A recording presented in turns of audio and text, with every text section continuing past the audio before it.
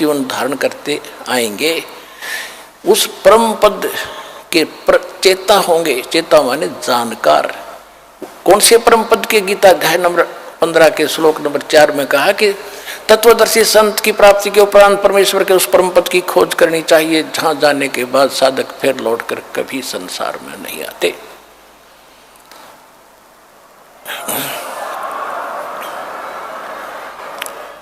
गीता अध्याय नंबर 18 के श्लोक नंबर 62 में कहा कि अर्जुन तू सर्वभाव से उस परमेश्वर की शरण में जा, उसकी कृपा से तू परम शांति को और सनातन परम धाम को प्राप्त होगा। तो परमात्मा ने कहा था कि उस समय मैं अपना दास भेजूंगा, पहले तेरे चले जाएंगे और पीछे अंश फिर हमारा आएगा।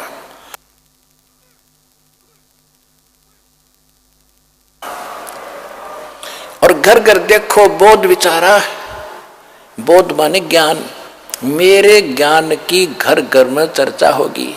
आप देख रहे हो कहीं पर चिप चल रही है, मेमोरी कार्ड से ज्ञान चल रहा है, और कहीं अपने इंटरनेट से देख रहे हैं, कोई डीवीडी प्लेयर से सुन रहा है और सुना रहा है।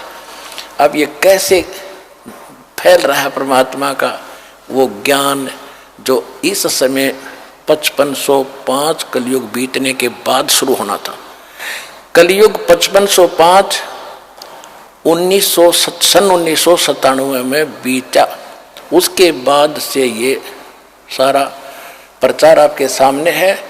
1997 में इस दास को परमात्मा ने आज्ञा दे दी थी, बेटा खोल दे पिटारे को, भंडारा खोल दे, समय आ गया है, सारा प्रचार कर दे। उसके बाद 1999 में दया करी दाता ने एक छोटा सा टुकड़ा करोथा गांव में आश्रम दिया।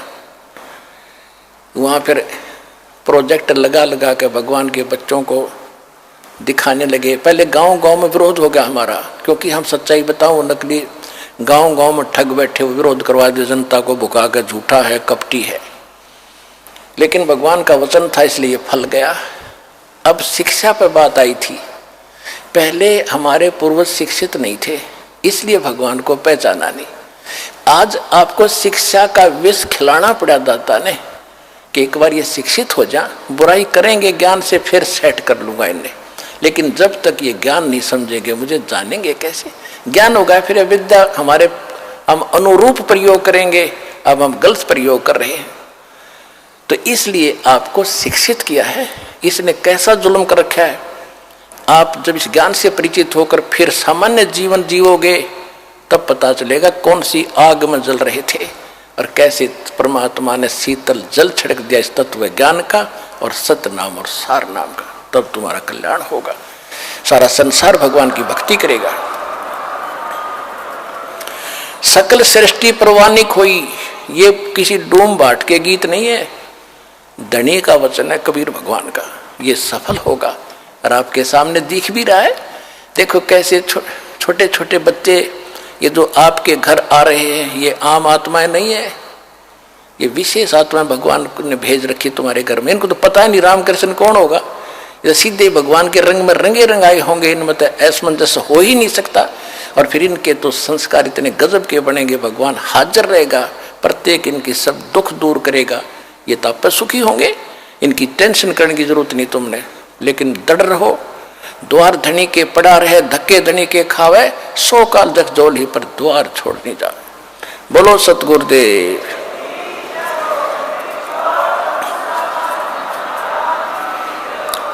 अब आपको परमात्मा कबीर जी की शरण में आने से सच्ची भक्ति, सच्चा ज्ञान प्राप्त होने के उपरांत जो सुख हुआ है वो बहन भाई आपको आपके सामने वर्णन करेंगे, जिससे आपको और दृढ़ विश्वास होगा। हम बाटों में बट गए, कोई हिंदू बन गया, कोई सिख बन गया, कोई ईसाई बन गया, कोई मुसलमान बन गया। हम तो हम इंसान हैं, हमने इंसान ही बनना पड़ेगा दोबारा। इंसान बनने के बाद फिर देवता बनाना है। इंसान से काम नहीं चलेगा। जैसे ये डेरा सच्चा सौदा होले करा कितनी फीस लगा ली, गुरमीत सिंह राम रहीम इंसा, एक आधा और लिख लिए कि मैं रह रहा हूं तो फिर बन जाएगा इंसान। तेरा गजब। मानुष से देवता बनाना है, इंसान से तो देवता बनाएंगे हम। हो इंसान ने अपराध, इंसान तो भगवान बनाए रखे थे, बीच में विकार आ गए, वो विकार भी नहीं छूट रहे तुम्हारे तो। अब यहां देखो आकर के ओए हाय, अब दास को पता चला कि जैसे तुम वहां गए थे चंडीगढ़, वहां के लोग पूछ रहे थे कि कहां से आई है, कि हरियाणा से। हरियाणा के लोग बीड़ी नहीं पी रहे, हद है भाई। तो कितनी अच्छी छवि हुई हमारी। किसके शिष्य हैं? ये संत रामपाल के चेले हैं, कबीर भगवान के बच्चे हैं।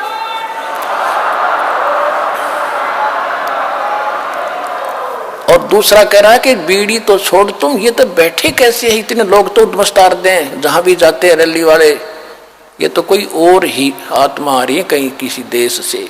तो तुम सतलोक के बच्चे हो, सतलोक जाने की तैयारी ऐसे ही बनेगी जब आम विकार छोड़कर एक देवता बनोगे। आप देवता बन चुके हो, सतलोक जाने की तैयारी है आपकी।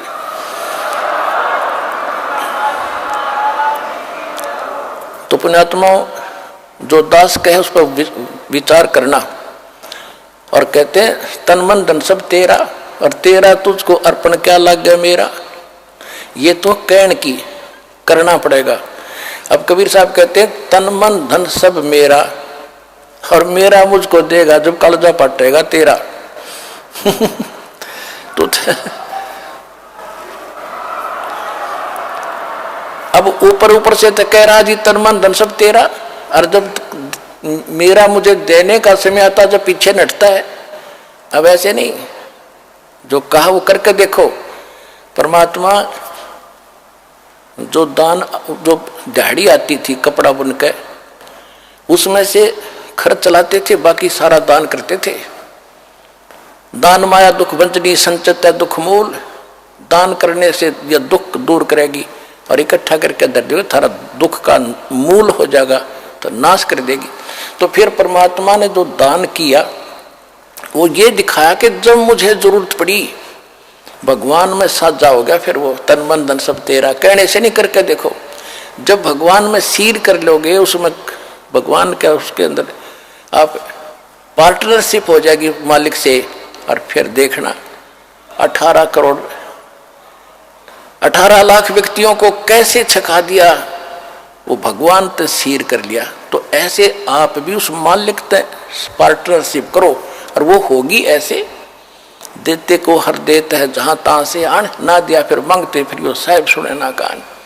दान कहते हैं चढ़ी चौंच भर लेगी नदी ने घटो नीर, और दान दिए धन घटे नहीं नो कह रहे साहिब कभी।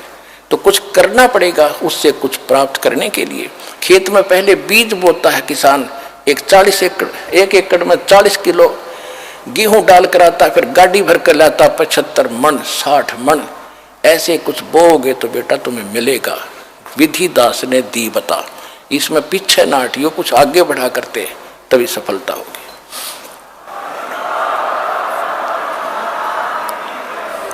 अभी आपको उन बच्चों का अनुभव सुनाएंगे